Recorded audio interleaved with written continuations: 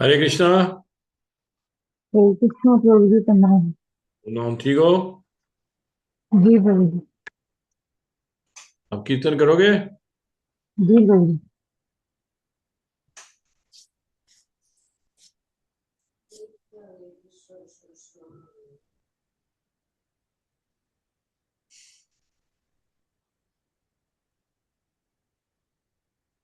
नमो विष्णुपदाय कृष्णपृष्ठाय भूतले श्रीमति भक्ति वेदांत स्वामी नित्य नामिने नमस्ते सरस्वती देवी गौरवाणी प्रचारिणी निर्विशेषा शून्यवादी तारिणी जय श्री कृष्ण चैतन्य प्रभु नित्यानंद श्री जय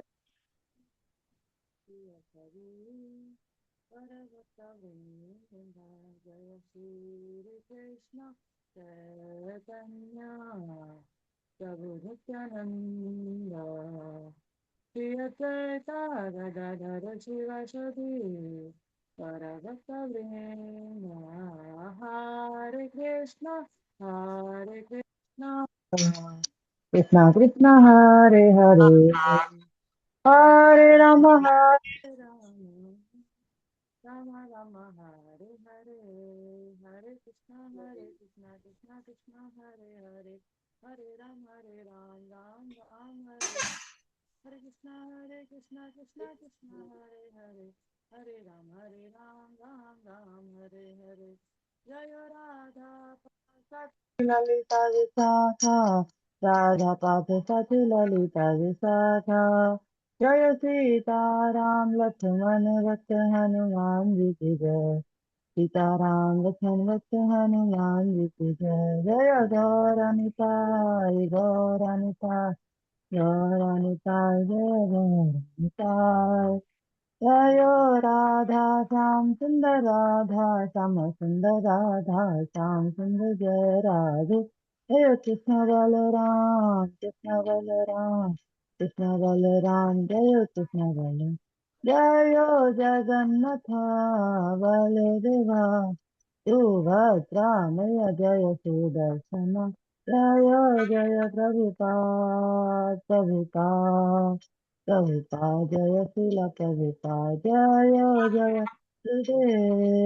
गुरुदेव गुरुदेव जय शिला गुरुदेव निताई गौर हरि बोल हरि बोल हरि बोल निताई गौर हरि बोल निताई गौर हरि बोल हरि बोल हरि बोल निताई गौर हरि बोल जय गौ प्रेमानंदे हरि हरि बोल युग धर्म हरि नाम संकीर्तन की जय जगत गुरु श्रील प्रभुपाद की जय गुरुदेव की जय समस्त भक्त वृंद की जय श्री कृष्ण प्रिया प्रभु जी की जय हरे कृष्ण लीला माता जी की जय हरे कृष्ण कई भक्त को स्वामी में कोटि कोटि प्रणाम हरे कृष्ण प्रभु जी प्रणाम। हरे कृष्णा प्रभु जी प्रणाम।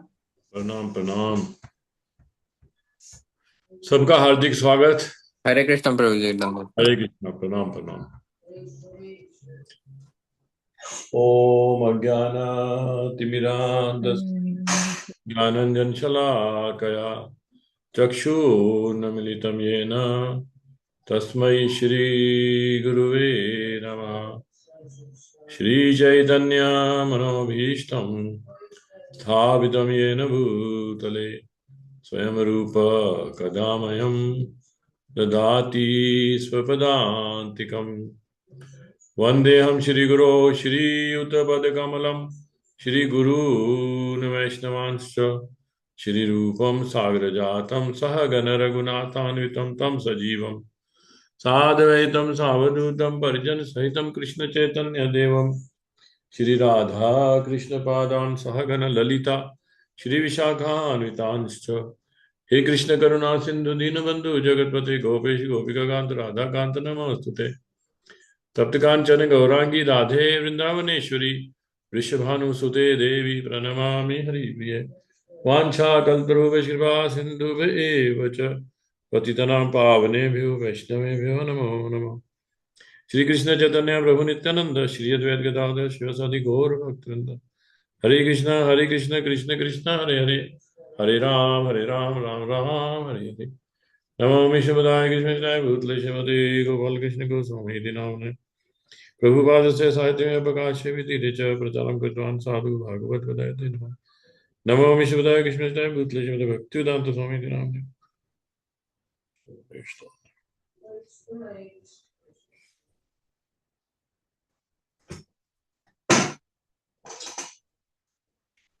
हरे कृष्ण प्रभु। प्रणाम प्रणाम प्रणाम। कार्तिक स्वागत। तो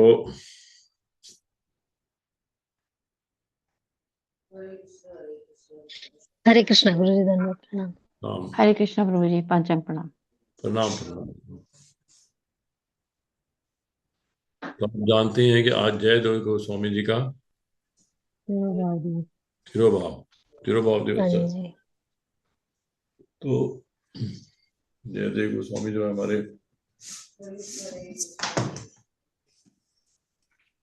परंपरा में आचार्य है ना।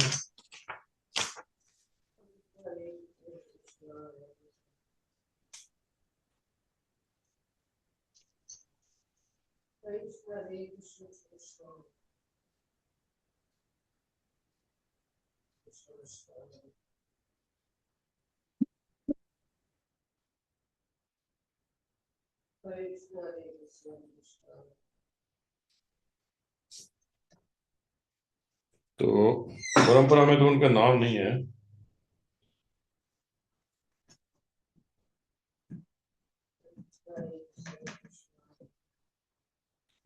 लेकिन वो मेरा ख्याल है जब ये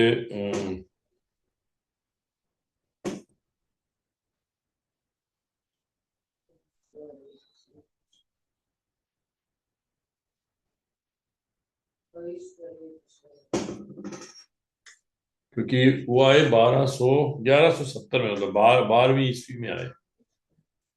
तो चैतन्य महाप्रभु आए 15वीं ईस्वी में, है ना। तो 300 साल का फर्क है। 300 साल पहले आए चैतन्य महाप्रभु से। 300 साल पहले का मतलब है लगभग 3 या 4 जनरेशन पीछे। तो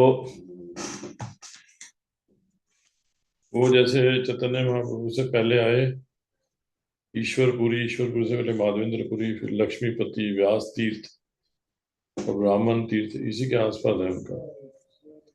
3-4 जनरेशन पीछे, 1 2 3 4 व्यास तीर्थ के आसपास जयदेव जो है 12वीं सदी में आए।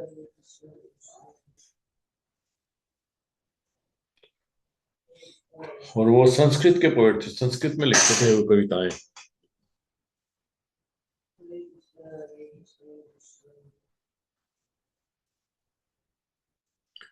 और जगन्नाथ जी के अनन्य भक्त थे वो।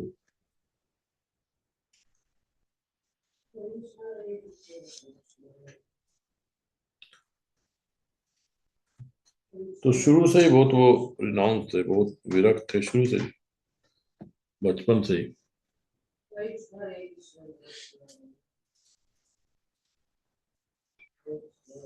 तो ब्रह्मचर्य का पालन किया उन्होंने, और इतने रिनाउंस थे कि उन्होंने घर छोड़ के कोई घर भी नहीं बनाया, मतलब पेड़ों के नीचे रहते थे। और एक पेड़ के नीचे लगातार नहीं रहते थे, जैसे हमारे गोस्वामी हैं अलग अलग पेड़ों में नीचे रहते थे, ताकि एक ही जगह रहने से आसक्ति हो जाती है उस जगह से, तो पेड़ उस जगह से भी ना आसक्ति हो, ये ना लगे ये मेरी जगह है। तो अलग अलग पेड़ों के नीचे रहते थे। तो भगवान जगन्नाथ जी ने देखा कि ये तो बहुत, मतलब बहुत ही कठोर तपस्या है ये तो उन्होंने कहा मैं इसका उपाय ढूंढता हूँ। और उन्होंने क्या किया,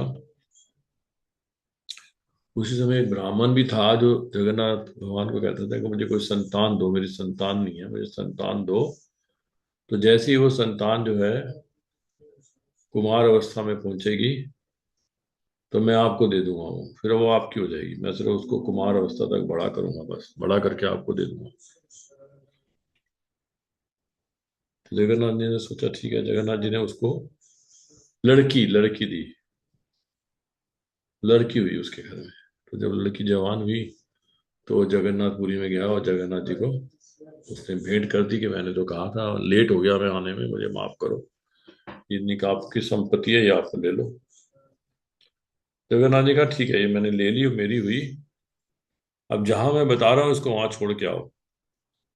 कहते हैं यहाँ पे जंगल में एक जयदेव करके एक है साधु, उसका बता दिया एड्रेस के वहां उस जंगल में वहां रहता है, और उसको अपनी बेटी दे के आओ पत्नी के रूप में। और उसको कहना कि मैंने भेजा है तुम्हें, मेरा ऑर्डर है ये। तो जब उनके पिताजी की बेटी, उसका नाम था पद्मावती, पद्मावती को लेके जब गए तो उन्होंने मना कर दिया। कहते हैं क्या कह रहे हो, मैं कोई शादी वादी नहीं करूंगा। तो फिर उन्होंने कहा कि मैं नहीं कह रहा, ये तो जगन्नाथ जी का आदेश है। अब जगन्नाथ जी ने मुझे जहां छोड़ने के लिए आया, मैं तो छोड़ के जा रहा हूँ, अपनी बेटी को वहीं छोड़ के चले गए। जो बेटी है वो भी उनको देखती रहती थी, जब भी जहां भी बैठती थी उनको देखती, वो तपस्या में लगे हैं, उसको देखती रहती थी। तो जब 3-4 दिन ऐसे बीत गए तो फिर उस लड़की के बारे में जयदेव ने सोचा कि ये तो जगन्नाथ जी की इच्छा लग रही है, क्योंकि कोई भी लड़की ऐसे इस जंगल में तो इतनी दिनों तक नहीं रह सकती। तो फिर वो शादी कर लेते हैं। शादी कर लेते हैं तो पद्मावती जो है वो सेवा करती है उनकी हर तरह से। और जो वो लिखते हैं, वो बोलते हैं और वो लिखती है, उसकी एक तरह से राइटर बन जाती है, सहयोग कर रही है ना। तो जयदेव तो पोएट्री लिखते रहते थे, इसलिए वो राजा भी चाहता था कि मेरे महल में आके रहे।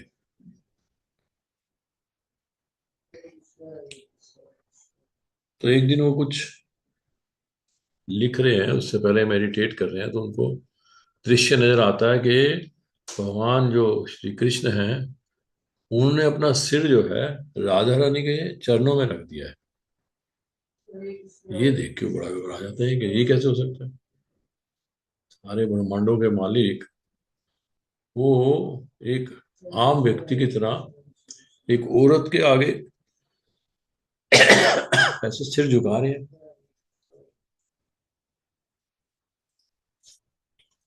तो वो सोचते हैं कि ठीक नहीं है कुछ। और फिर अगर मान लो ये बात सच भी है, तो मैं तो फिर भी चलो समझ रहा हूँ कि राधा रानी जो है परम भाव में है, और भगवान उस भाव की कदर करते हैं। लेकिन ये मेरी पत्नी तो नहीं समझेगी, वो तो गलत समझ लेगी। तो किस तरह से इसको मैं प्रेजेंट करूं कि ये ठीक बात को समझे।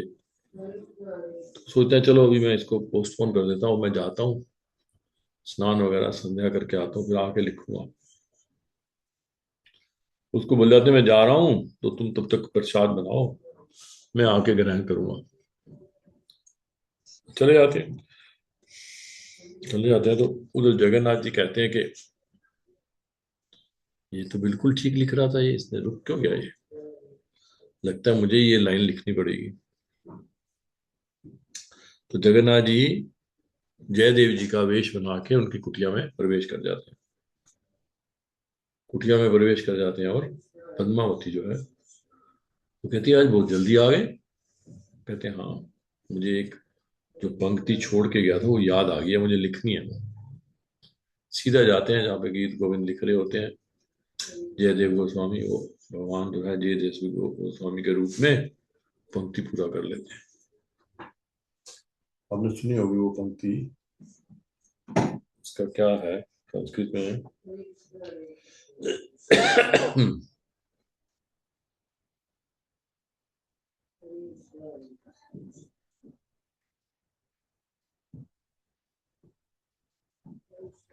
ये है स्मर गरल खंडनम, स्मर गरल खंडनम, मम शिरसि मंडनम, मम शिरसि मंडनम देहि पाद पल्लवम उदारम।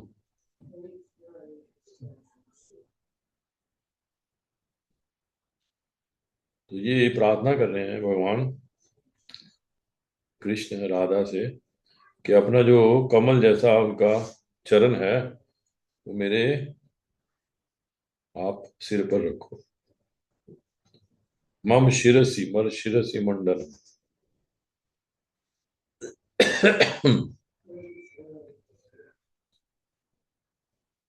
तो ये वो लिख नहीं पाते, ये लिख के जाते हैं फिर भगवान। और फिर उसको पद्मावती को कहते हैं कि भोजन तैयार हो गया तो मैं दो, मुझे भूख लगी है, मैं खाऊंगा। तो वो भोजन परोसती है, भगवान खुद खाते हैं उसको। खा फिर कहते हैं मैं आराम करने जा रहा हूँ, उनके बेडरूम में चले जाते हैं। और जैसे ही वो जाते हैं तो पद्मावती का ये रूटीन था कि जैसे ही पति खा लेते थे तो उसी थाली में वो खाया करती थी, जो भी बचा है और जो कुछ उसने और खाना है। तो बड़े प्यार से खा रही है, उसको लगता है कि आज तो पता नहीं क्या है, आज तो ऐसे लग रहा है कि जगन्नाथ जी का प्रसाद खा रही हूँ, इतना स्वाद, इतना स्वाद। पहले तो इतना स्वाद नहीं था कभी भी। बड़े इंजॉय कर रही होती है तो दिखते जयदेव गोस्वामी आ गए। जयदेव गोस्वामी आगे कहते हैं, इतनी तेज भूख लगाई आज तुम्हें, मेरे को खिलाने से पहले ही तुमने खा लिया आज। इतनी तेज भूख लगाई, क्योंकि उसने कभी खाया ही नहीं था। पति को खिलाने से पहले वो कभी खाती नहीं थी।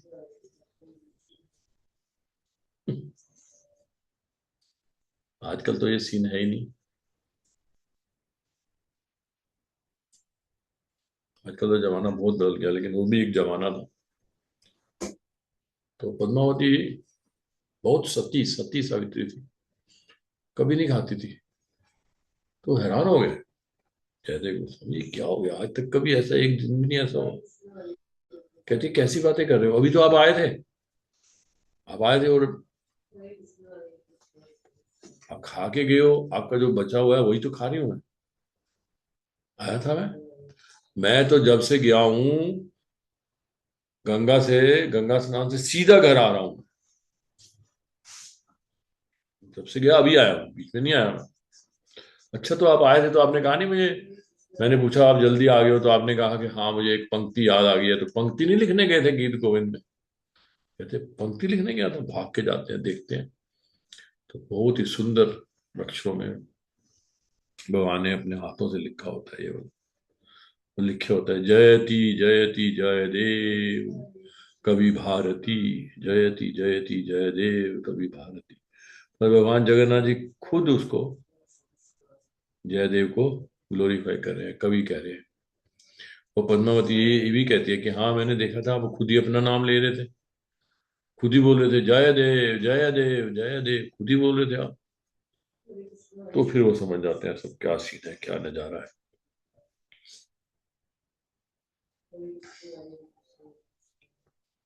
तो फिर आपस में बहुत उनको लगता है कि उसको, पद्मावती को, और भी वो कहते हैं कि पद्मावती कितनी भाग्यशाली है कि इनको जगन्नाथ जी का दर्शन हुआ और जूठन खाने को मिला।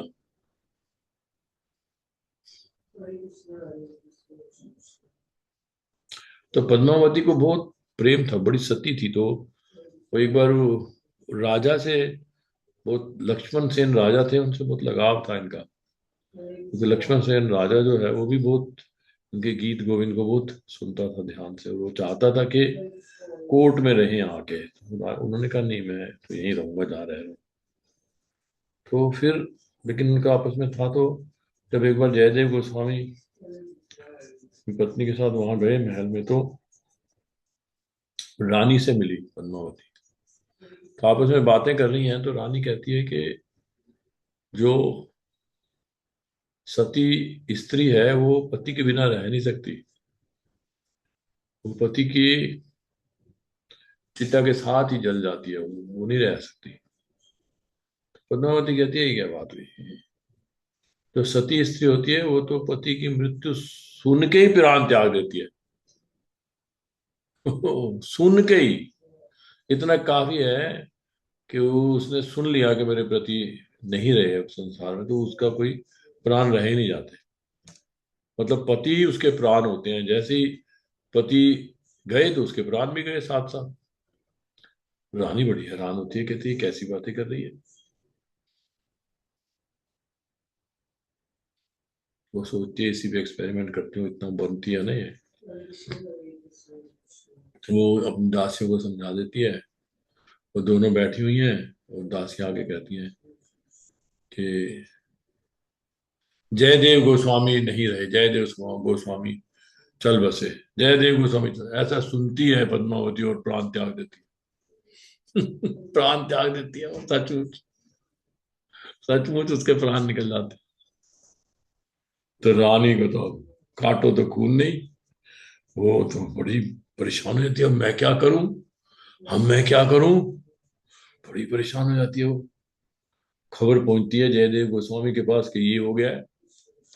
जयदेव गोस्वामी कहते हैं इसमें क्या बड़ी बात है, जब मेरे जाने से, ये सुनने से मैं चला गया हूं तो उसके प्राण चले गए, जब उसको बताओगे मैं वापस आ गया हूं, मैं जिंदा हूं, तो प्राण वापस आ जाएंगे उसके, जैसे गए हैं वैसे वापस थे। तो ऐसे ही वो करते हैं तो पद्मावती जिंदा हो जाती है। तो ये है प्रेम जो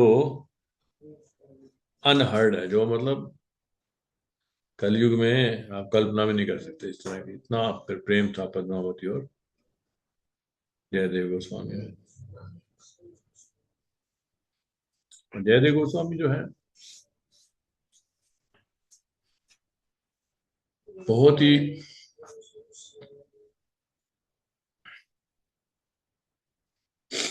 अच्छे पोएट थे। तो एक बार वो राजा उनको बहुत बड़ा धन देता है, एक पोटली देता है खजाने की इनाम में। तो इनाम लेके जा रहे होते हैं अपने घर, तो रास्ते में उनको डाकू मिल जाते हैं, तीन चार डाकू मिल जाते हैं, चाकू वगैरह उनके हाथ में सब कुछ। वो जयदेव गोस्वामी सोचते हैं कि धन तो फिर मिल जाएगा, ये धन इनको दे दो। तो चार डाकू होते हैं, उनको दे देते हैं। तो सोचता है कि हमें धन तो मिल गया, अब इसका क्या करना है, जाने देते हैं इसको। लेकिन एक व्यक्ति बोलता है उनमें से कि भैया ये आगे जाके अगर इसने राजा को शिकायत कर दी तो मारे जाएंगे, हम पकड़ जाएंगे, इसने शक्ल तो देख ही ली है हमारी, तो ऐसे मत छोड़ो इसको। तो एक बंदा ठीक कहता है इसके हाथ और पैर दोनों काट के इसको कुएं में डाल दो। उसके हाथ और पैर काट के जयदेव गोस्वामी को कुएं में डाल देते हैं। तो ये जयदेव गोस्वामी तो मस्त होते हैं, तो अपने भगवान को याद करते हैं और भगवान के याद में वो गीत गोविंद गा रहे हैं। तो वहीं से भाई साहब जो है राजा की सवारी निकल रही होती है। तो मंत्रीगण, तो राजा कहते हैं ये कहीं से आवाज आ रही है, ऐसा लग रहा है ये व्यक्ति बड़ा कष्ट में है, कौन है ये। तो मंत्री देखते हैं जाके, और देखते हैं कि कोई व्यक्ति है ऐसा जिसकी हाथ भी नहीं है पैर भी नहीं है। तो उसको निकाल के लाते हैं। तो राजा उसको अपने घर ले आता है। तो ये जयदेव गोस्वामी उनको बहुत अच्छी अच्छी सलाह देते हैं, राज्य कैसे चलाए, जो भी प्रॉब्लम होती है तो उससे उसको बहुत फायदा होता है। तो राजा क्या करता है, इसको अपने साथ ही मतलब मंत्री की तरह अपने साथ वाली सीट पे बैठा लेते हैं जयदेव गोस्वामी को, अपना मंत्री बना देते हैं, महामंत्री। तो एक दिन ये कहते हैं जयदेव गोस्वामी कि एक काम करो राजा, तुम रोज सुबह सुबह ना 1 घंटा दान किया करो, जो व्यक्ति आए उसको जितना चाहिए उतना दो, मना नहीं करो। राजा ये शुरू कर देता है। अब ये बात का पता उस चोरों को भी लगता है, वही चार चोरों को। कहते हैं तो बहुत बढ़िया है यार, कम से कम जाके इतना धन तो मांग ही लेंगे कि साल 2 साल चोरी ना करनी पड़े हमें, आराम से जी सकें। तो वो चारों लोग आते हैं, देखते हैं।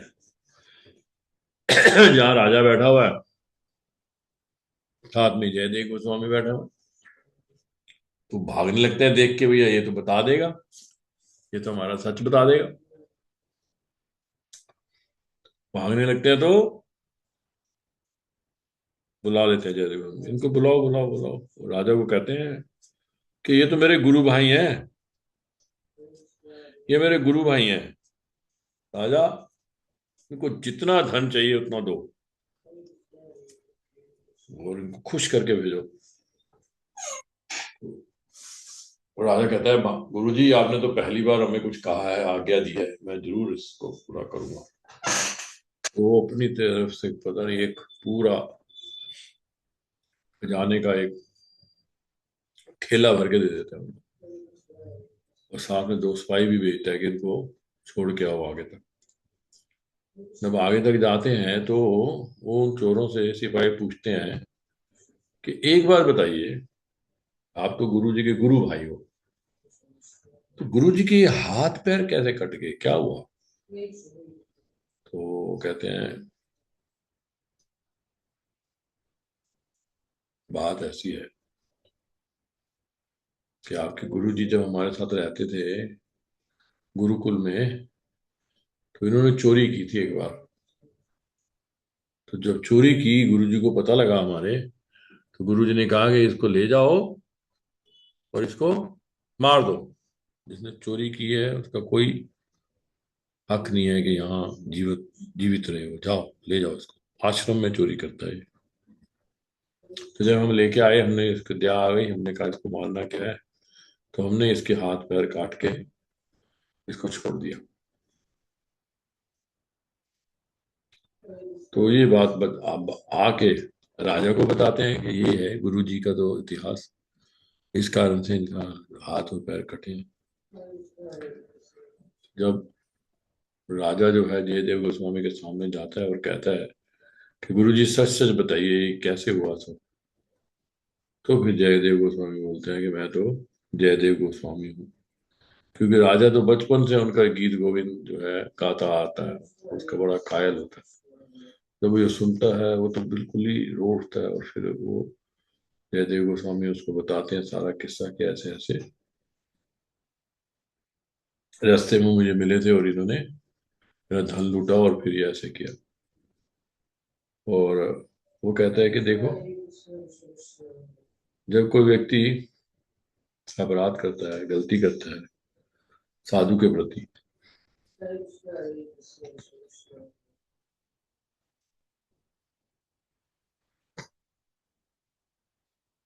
और साधु उसको माफ कर देता है,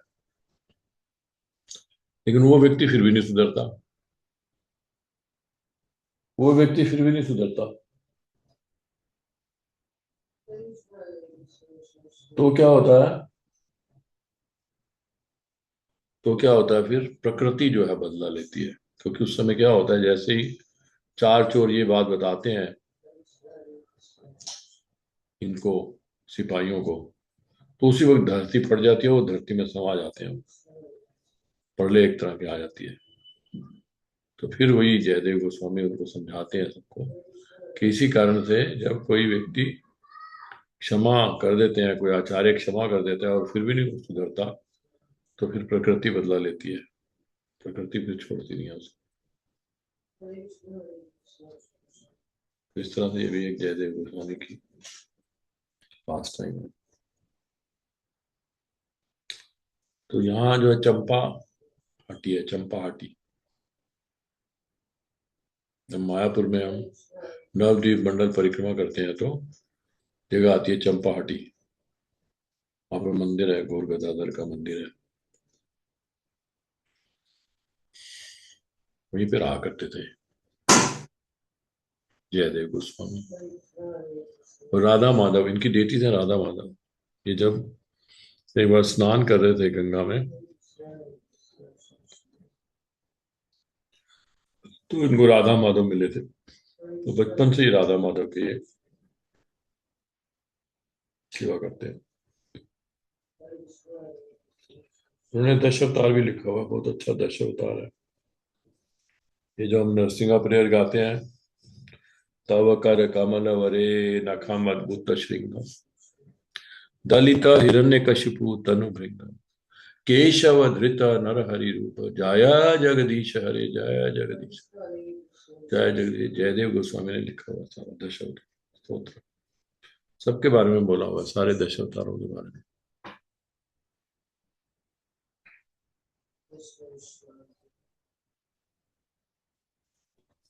दशावतार स्तोत्र वो गीत गोविंद क्या है? गीत गोविंद में राधा और कृष्ण की बहुत प्रेम जो है, प्रेम के बारे में वर्णन है, बड़ी इंटीमेट जो उनके पास टाइम्स हैं वो भी हैं उसमें,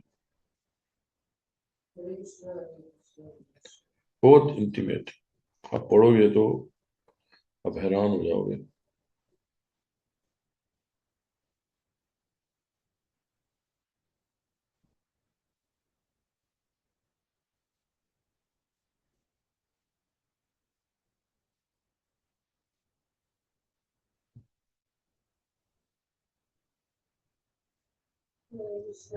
ये है ना,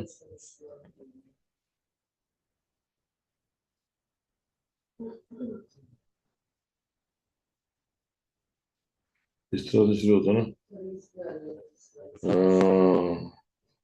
क्षितिरह्य विपुलतरे तिष्ठति तव पृष्ठे धरणी धारन किन चक्र गरिष्ठे केशवधृत कूर्म शरीर जय जगदीश हरे जय जगदीश। कूर्म, कूर्म पहला अवतार हुआ ना।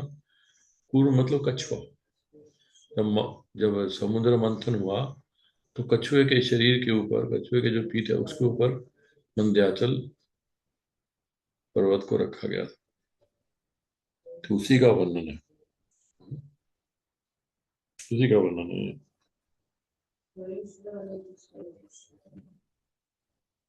फिर है दूसरा अवतार, वसति दशन शिखरे धरणी तव लग्ना शशिनी कलंक कलेव निमग्ना केशवधृत शूकर रूप जय जगदीश हरे जय जगदीश हरे। अपने दांतों पे उन्होंने पृथ्वी को धारण किया। तो क्या रूप लिया? शूकर, सुअर का रूप लिया। जब दूसरा तो सुअर, प्रभु जी पहला अवतार आई थिंक मीन है, मीन शरीर।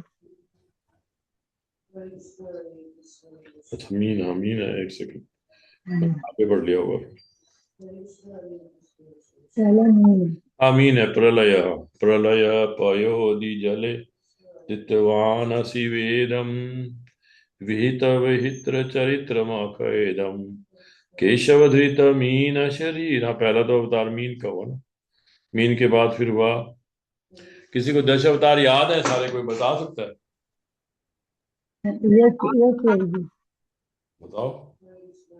पहला है मीन, हम्म। दूसरा है कूर्म, तीसरा है वराह, चौथा है नरसिंह, पांचवा है परशुराम, छठा है ये वामन देव, है और सातवां। आपकी तो एक आवाज भी क्लियर नहीं है, और क्लियर नहीं आती है। छठा कौन सा है? दोबारा बताओ। पहला है मीन, दूसरा है कूर्म, तीसरा है वराह, चौथा है वो नरसिंह, पांचवा है वामन, छठा है वो परशुराम, सातवां है राम, सातवां है बलराम, और आठवां है बुद्ध, और नौ और कंफ्यूज हो गए। चलो एक मिनट में। देख लो, यहाँ से देख लो सब, ठीक है। पहला अवतार मीन का है, ठीक है, वेरी गुड। फिर दूसरा कूर्म है, कूर्म कछुआ। तीसरा शुकर, सुअर। फिर चौथा है भगवान नरसिंह देव का तव कर कमल अवरे, जो हम रोज गाते हैं। फिर उसका है वामन देव का छलसी, छलया किया ना, छलयसी विक्रमने बलि अद्भुत वामन पद नख नीर जनित जन पावन केशवधृत वामन रूप जय जगदीश हरे। वामन के बाद फिर आता है परशुराम है ना।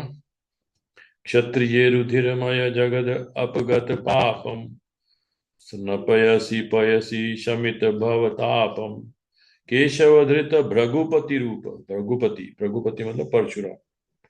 जय जगदीश। फिर उसके बाद आता है वितरसि दिक्षुरने दिक्पति कमनीयम दश मुख मौलि बलिम रमणीयम केशव धृत राम शरीर। जय जगदीश। फिर भगवान राम, परशुराम के बाद राम। फिर वहसी वपुषी विद विशदे वसनम जलदाभम हलहति भीति मिलित यमुनाभम केशव धृत हलधर रूप। जय जगदीश। हलधर मतलब बलराम जी। सारे इकट्ठे आ रहे हैं, परशुराम, राम, बलराम, सब राम इकट्ठे आए हैं। फिर उसके बाद है ये वाला जो बुद्ध नंदसि यज्ञ विधेर श्रुति जातम सदय हृदय दर्शित पशुघातम केशव धृत बुध शरीर। जय जगदीश। फिर जो है कलि अवतार आएगा। मलेच्छ निमीह निधने कलयसि करवालम धूम केतुम इव किम अपि करालम केशव धृत कल की शरीर। जय जगदीश। कल की जो है 10वां अवतार है। फिर उसके बाद श्री जयदेव कवेरिदम उदितम उदारम शिनु सुख दश शुभ दम भव सारस सारम केशव धृत दशविध रूप। जय जगदीश। 10 अवतार है।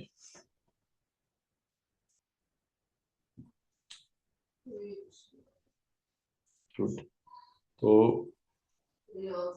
इस 10 अवतार पर कई लोगों ने वो भी किया हुआ, नृत्य किया हुआ है, वो सुंदर नृत्य किया हुआ हमारे मंदिर में 2-3 बार हुआ है इसमें 10 अवतार का नृत्य, बहुत बढ़िया।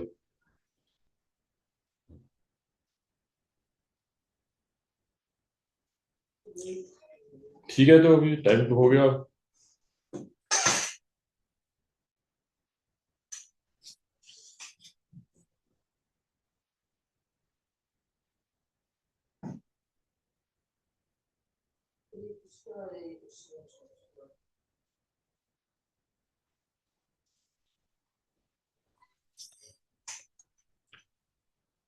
कल लोचन दास जी का है, ये लाइन में आ रहे हैं सब।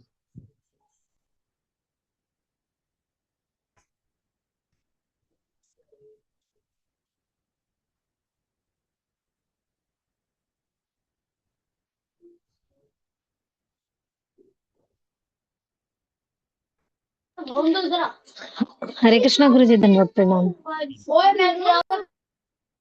हम्म।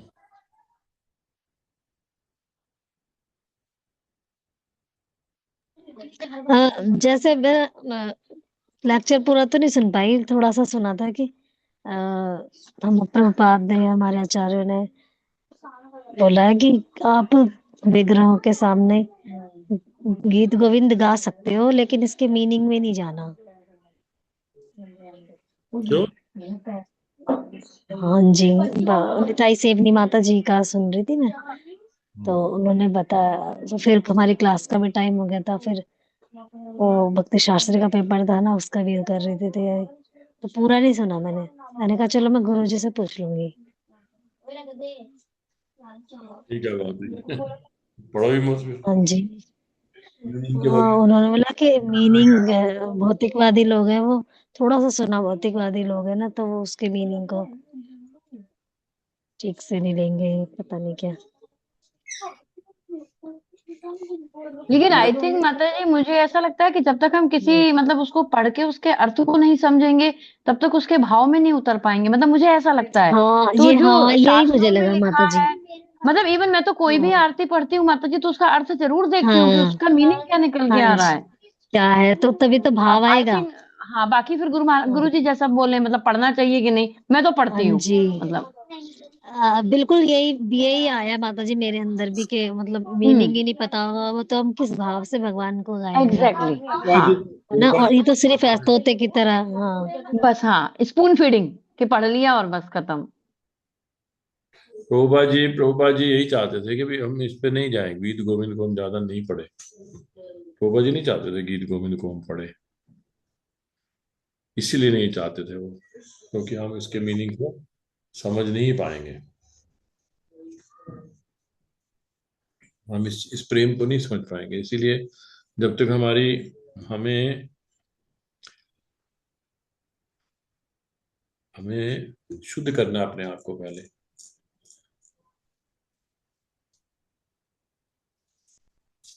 जब तक हमारे अंदर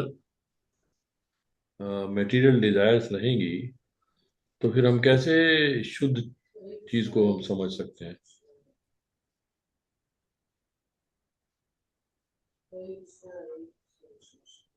ये समझना है ना हमें, ये शुद्ध है ना ये।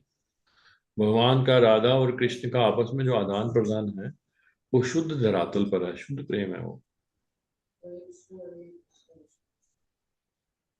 उसको समझने के लिए हमें शुद्ध होना है। काम, क्रोध, लोभ, मोह, ईर्ष्या, द्वेष, अहंकार, इससे शुद्ध होना है हमें। देहात्म बुद्धि से निकलना है, तब हमें ये चीजें समझ आएंगी, तभी इसको एंजॉय भी कर पाएंगे। नहीं तो कोई इंजॉयमेंट इंजॉयमेंट रस नहीं आएगा ना, मतलब हमें कुछ समझ नहीं आएगा।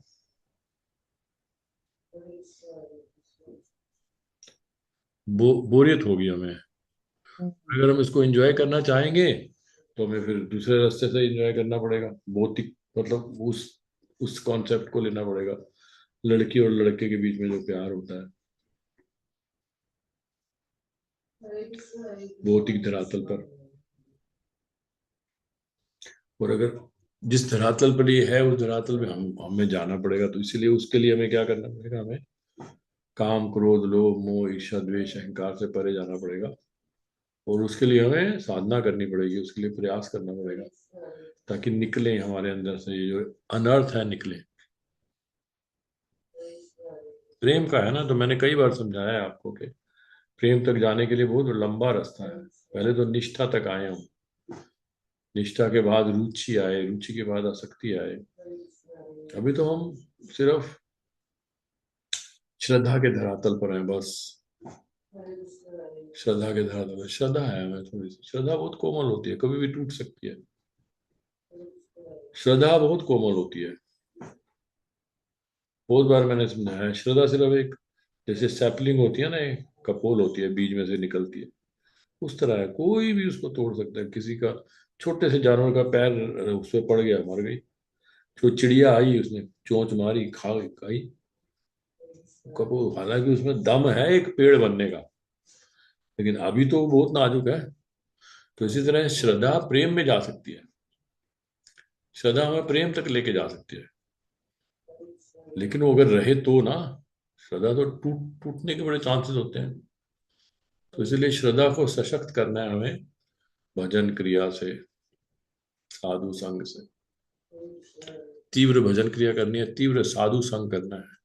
तो जब ये सशक्त होगी, श्रद्धा और सशक्त होगी, तो फिर हमारे जो काम, क्रोध, लोभ, मोह, ईर्ष्या, द्वेष, अहंकार जो हमें बांधे हुए हैं इस संसार से, वो टूटेंगे, और संसार भी टूटेगा फिर।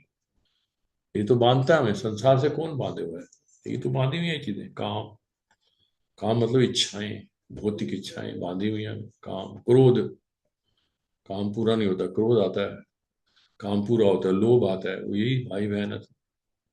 ईर्ष्या, अहंकार, मैं हूँ, है ना? तो इसके लिए तो हमें प्रयास करना पड़ेगा, साधना करनी पड़ेगी, ताकि ये चीजें जाए। फिर निष्ठा जब आएगी, निष्ठा के आगे फिर रुचि और आसक्ति और फिर प्रेम, वो तो आ गया फिर, मतलब फिर तो आप लाइन पे आ गए। सबसे बड़ी जो अभी हमारी रुकावट है इसके अंदर ऊपर जाने की, वो है अनर्थ हमारे। ये आगे नहीं बढ़ने देते ना, भजन ही नहीं करने देते हमें। भजन ही नहीं करने देते, अनर्थ कहाँ से जाएंगे? हम भोजन के प्रति इतने आसक्त हैं कि भजन होता ही नहीं है। संसार अच्छा लगता है, और संसार लगता है कि जरूरी है। भजन या भगवान नहीं जरूरी, संसार जरूरी है। इसलिए इसलिए क्योंकि हम उसको फिर एंजॉय नहीं कर, हमें कोई उसका कोई वैल्यू नहीं रहेगी। गीत गोविंद को अगर आप उस लेवल पे नहीं हो तो कोई एंजॉय नहीं करोगे आप किसी तरह से भी। ना तो सुन के उसको, ना तो मीनिंग जान के, ना सुन के, तो कोई मीनिंग कुछ नहीं पता लगेगा। उसको एंजॉय करना है तो हमें शुद्ध होना पड़ेगा, और शुद्ध होने के अच्छा, लिए। गुरुजी, हमने ये भी मतलब कहीं सुना है किसी लेक्चर में, सीनियर के लेक्चर में, कि जब हम गीत गोविंद को गाते हैं तो उसके कुछ नियम होते हैं। जैसे आप एकदम स्वच्छ स्थान पर, शुद्ध स्वच्छ शरीर से आप उसे गाएं, तो कहते हैं कि जब भी हम मन से इसको गाते हैं तो कहते हैं कि भगवान किसी ना किसी रूप में आप मतलब उसको सुनने जरूर आते हैं, जब गीत गोविंद गाया जाता है, तो तो मतलब ऐसा मैंने सुना है। जब आप हरे कृष्ण महामंत्र गाते हो तो भगवान बिल्कुल नहीं सुनते, वो तो उनको पसंद ही नहीं है। नहीं नहीं, अरे नहीं नहीं, नहीं नहीं नहीं, बात यही है। आप उसको समझोगे सूक्ष्म तरीके से तो बात वही है। हम्म। जो मैं कह रहा हूं उसको सुनो ध्यान से, जो मैं कह रहा हूँ नहीं नहीं की हम्म। बात नहीं है। बात यही है कि जब आप हरे कृष्ण महामंत्र बोलते हो तो भगवान नहीं सुनते उसको, क्योंकि वो तो बिल्कुल पसंद नहीं है उनको। वो तो पसंद थोड़ा है उनको। तो क्या कहना चाहता हूं मैं, ये कहना चाहता हूँ हरे कृष्ण महामंत्र करो ना अच्छी तरह से, कौन मना कर रहा है आपको। देखो कमाल, देखो चमत्कार क्या होता है। गीत गोविंद तो बहुत दूर की बात हो गई, हरे कृष्ण महामंत्र तो कर सकते हो आप। वो तो ध्यान से करते नहीं है हम। गीत गोविंद आगे क्या करेगा। पहली क्लास तो हमने पढ़ी नहीं है, चौथी क्लास की हम डिस्कशन करते हैं, फायदा क्या होगा। बुरा नहीं मानना। नहीं नहीं, आप सही कह रहे हैं। हरे कृष्ण महामंत्र करो ना इसी तन्मयता से कि सुन रहे हैं भगवान। जब आप हरे कृष्ण महामंत्र बोल रहे हो तो सोचो ना कि भगवान सुन रहे हैं, सुन रहे हैं, वो क्यों नहीं सुन रहे। गीत गोविंद सुनने आते हैं, हरे कृष्ण महामंत्र तो नहीं सुनते हो। ये क्या बात हुई। ये है सहजिया, ये है जब हम ध्यान से शास्त्रों को पढ़ते नहीं तो इस तरह किसी को भी सुनते हैं, किसी को भी सुनते हैं, किसी को सुनने की क्या जरूरत है।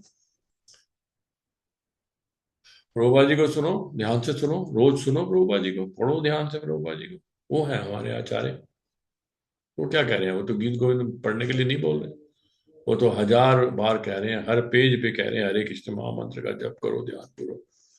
हमारे गुरु महाराज भी ये कहा करते थे, सारे समस्याओं की जड़ है हरे कृष्ण महामंत्र का ध्यान पूर्वक जप ना करना, और सारी समस्याओं का हल है हरे कृष्ण महामंत्र का ध्यान से जप करना। सिंपल। ध्यान से करो जप। ध्यान से जप करने का मतलब है कि जब आप जप कर रहे हो तो कुछ नहीं। आप ये सोचो इससे बड़ा कोई काम नहीं है संसार में, सारे काम रुक सकते हैं। ये जो चीज है, ये जो मैं कर रही हूँ, इतनी बड़ी है कि दुनिया का कोई भी काम, कोई भी चीज, कोई भी इमरजेंसी रुक सकती है। ये सोच के करो ना।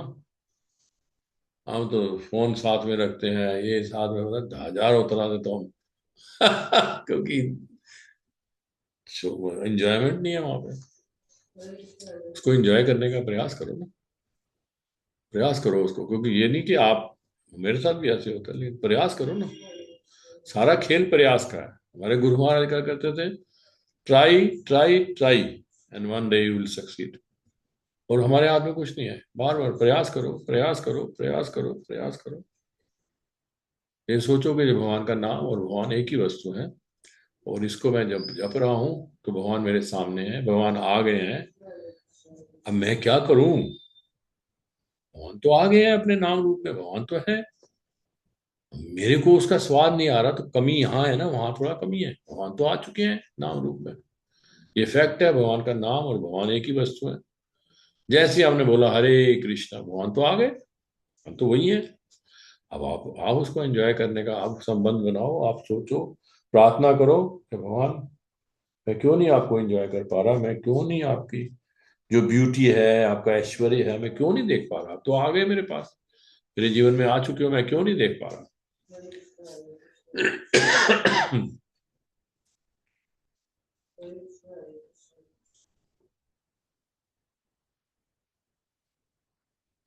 इस तरह से जब हम शुद्ध हो जाएंगे, जब काम क्रोध इन वासनाओं से शुद्ध हो जाएंगे,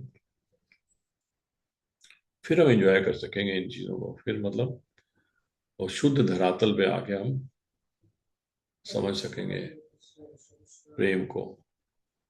क्योंकि हमें भी अनुभव होगा ना प्रेम का, तो हमें समझ आएगा कि क्या है, ये क्या हो रहा है। जब हमें तो अनुभव ही नहीं है प्रेम का, तो क्या समझेंगे। जैसे मैंने एक बार आपको पहले भी बताया था,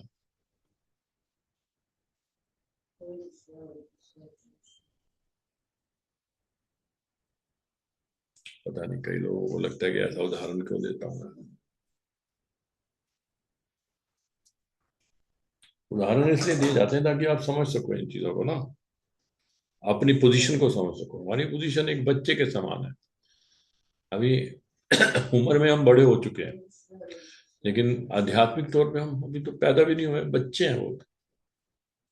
क्या समझेंगे राधा कृष्ण की लीलाओं को।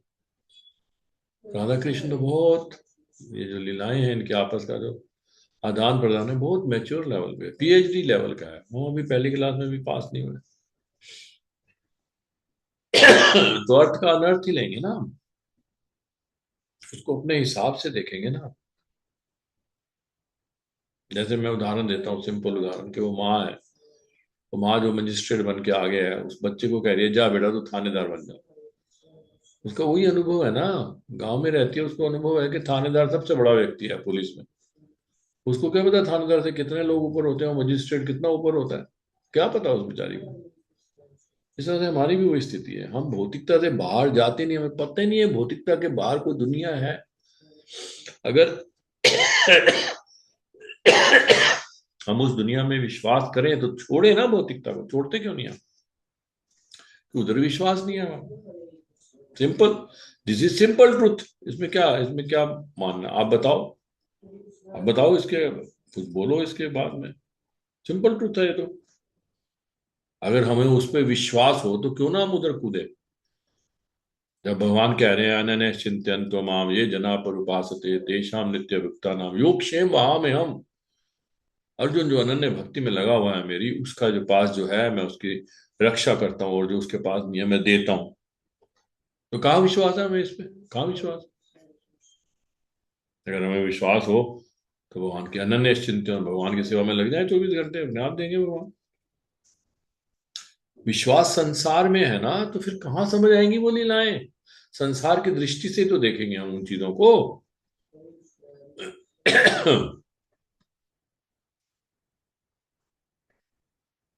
हमारा अनुभव ही नहीं है उस चीज का, तो कैसे हम देखेंगे उसको। सिंपल ट्रूथ है ना हम विश्वास को बढ़ाना चाहते हैं। हमारा उस संसार में, आध्यात्मिक संसार में विश्वास बढ़ेगा जब हम भजन क्रिया करेंगे, भक्तों का संग करेंगे, भक्तिपूर्ण कार्य करेंगे, भगवान को खुश करने का, आचार्यों को खुश करने का प्रयास करेंगे हम। तभी तो उधर हमारा विश्वास बढ़ेगा ना। फिर ऐसी ऐसी बातें हमारे जीवन में होंगी जो हमारे विश्वास को पक्का करेंगी। अभी हम उधर जाते ही नहीं है, हमें डर लगता है। मैंने 1000 बार उदाहरण दिया, पानी से तो आपको डर लगता है, पानी से आपको डर लगता है, तो स्विमर बनना चाहते हो आप। संभव है क्या, बताओ, कौन बताएगा। रति प्रेष्ठा जी, आपको कुछ समझ आया।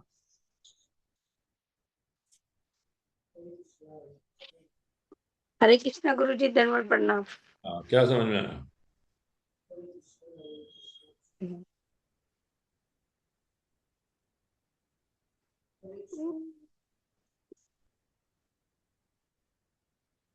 प्रीति, आपको समझ आया।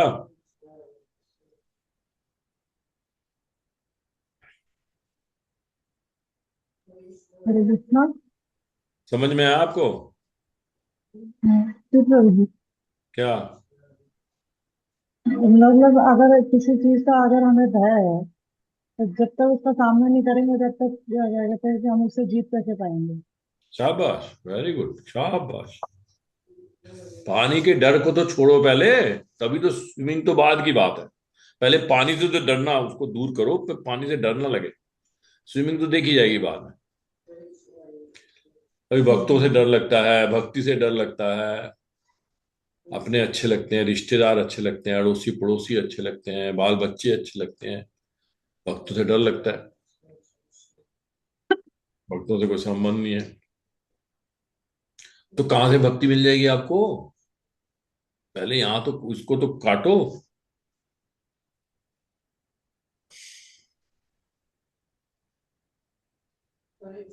भौतिक संसार छोड़ने से डर लगता है, हाँ वही तो कह रहा हूँ। छूटने का डर रहता है कि टूटने का मर डर ना रहता है। जाए।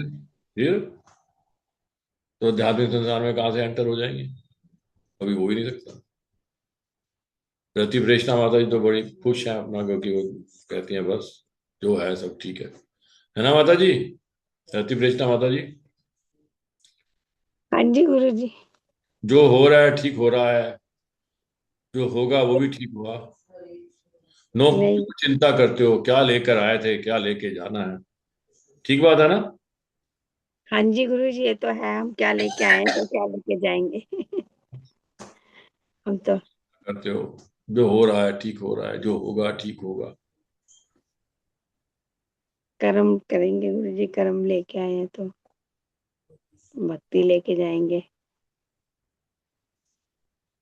इसीलिए गंभीर होना है, ध्यान से चीजों को सुनना है, टाइम निकालना है और डरना नहीं है। भगवान कह रहे हैं सर्वधर्मान परित्यज्य माम एकम शरणम व्रज अहम त्वाम सर्व पापेभ्यो मोक्षयिष्यामि मा शुचा। डरो मत, सारे धर्मों को छोड़ के मेरी शरण में आ जाओ, मैं तुम्हें सारे पापों से मुक्त कर दूंगा। डरो मत। हम डरते रहते हैं, ऐसे क्या होगा, वैसे क्या होगा, ये क्या होगा, वो क्या होगा। फिर हमारा विश्वास कैसे बढ़ेगा भगवान? आओ तो सही भगवान के पास। भगवान तो हमारे विश्वास बढ़ाने के लिए तो सारे काम कर रहे हैं, और कर किस ले रहे हैं? खुद आते हैं वो। खुद क्यों आते हैं वो? खुद आते हैं, लीला करते हैं, अपने भक्तों को भेजते हैं। क्या कुछ नहीं, शास्त्र भेजते हैं, क्या कुछ नहीं करते। इसीलिए तो कि हम अट्रैक्ट हो इधर, ताकि हमारा विश्वास बढ़े। सारा, मैं कई बार कह चुका हूं, सारा खेल विश्वास का है बस, और कुछ भी नहीं है। सारा विश्वास का खेल है। जिसका भगवान में विश्वास, वो जीत गया। जैसे अर्जुन का भगवान में विश्वास था, चाहे निहत्थे हैं चाहे कैसे हैं, वो जीत गए। दुर्योधन का नहीं था। दुर्योधन का अपनी ताकत में विश्वास था, अपने दोस्तों की ताकत में विश्वास था, हथियारों में विश्वास था। उसने नारायणी सेना ले ली, हार गया। इस तरह से संसार भी तो भगवान की शक्ति है, भगवान की सेना है। जब हम संसार को ऑप्ट कर रहे हैं तो नारायणी सेना को ऑप्ट कर रहे हैं। नारायणी सेना मांग रहे हैं भगवान से कि दे दो, दुर्योधन की तरह हारेंगे हम। ओके, स्वाति जी आपका क्या कहना है? हरे कृष्णा प्रभु जी, पांचांग प्रणाम। जी प्रभु जी, अभी आसक्ति क्योंकि हर चीज में है और विश्वास है नहीं, इसलिए डर लगता है, हम्म। क्योंकि विश्वास की कमी है। शाबाश, तो विश्वास बढ़ाओ बस। विश्वास बढ़ेगा ये सारे प्रोसेस से। ध्यान पूर्वक जप करो, है ना? ध्यान पूर्वक सुनो, ध्यान पूर्वक पढ़ो। जब रोज रोज थोड़ा थोड़ा थोड़ा थोड़ा हम करेंगे, धीरे धीरे हमारे भगवान ऐसी चमत्कार करेंगे कि हमारा विश्वास बढ़ेगा। ऐसे चमत्कार होंगे जीवन में कि हमारा विश्वास बढ़ेगा कि ये इसीलिए हो रहा है मेरे जीवन में। सामने समझ आएगा क्यों, क्योंकि मैं भगवान की सेवा में, भक्ति में सीरियस हूँ। ये तो मेरे साथ ऐसे कैसे संभव है? मैं तो एक ऑर्डिनरी जीव हूँ।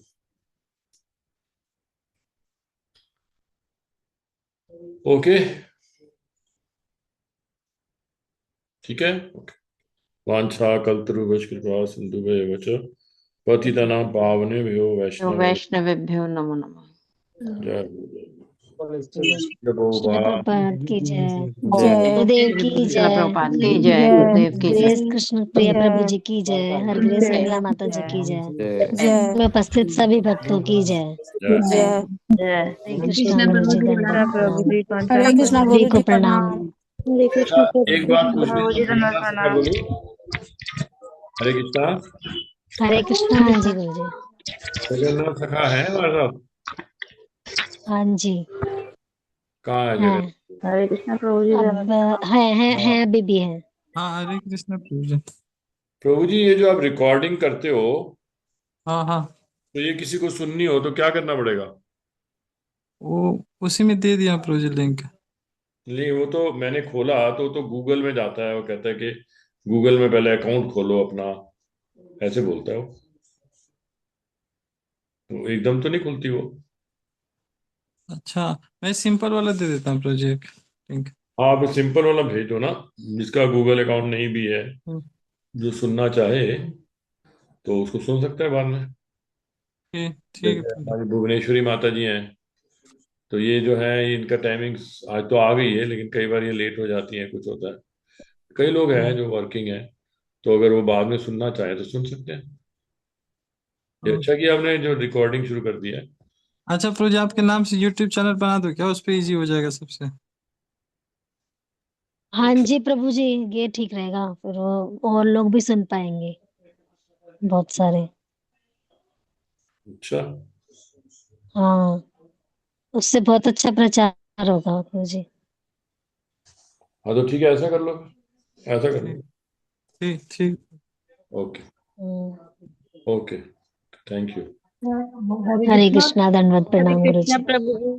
हाँ, हरे कृष्णा प्रभु जी, मेरे को एक ऑप्शन और देना था। है क्या? मेरे को एक ऑप्शन और देना था, जैसे कि प्रभु जी आपके नाम से चैनल बना रहे यूट्यूब का, तो हम्म। जो आपके लेक्चर होते हैं अलग अलग मंदिरों में, वो भी डाल सकते हैं चैनल पे। हाँ, हम्म। वो भी डाल सकते हैं। और मेरे फिर ख्याल हम से सब ना, कई मंदिर में रिकॉर्डिंग नहीं होती है ना, जैसे अभी आपका जो वहाँ हुआ था हाँ, जीके में, तो लाइव तो जो सुन पाएगा जो वहां जा पाएगा। तो मैंने सर्च किया हम्म, पर उसमें नहीं आया था लाइव। बहादुरगढ़, बहादुरगढ़ में? नहीं नहीं, जीके में हुआ था ना अभी कुछ टाइम ओ, पहले। अच्छा अच्छा अच्छा।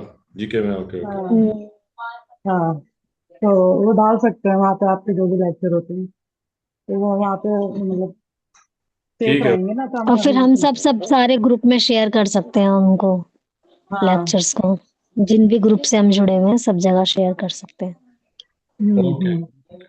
ओके। हाँ, थैंक यू। इससे प्रचार और बढ़ेगा। Thank you. ठीक। हरे हरे कृष्णा कृष्णा प्रभु गुरु जी, जी। दंडवत प्रणाम, दंडवत प्रणाम सभी को। नाम पर नाम।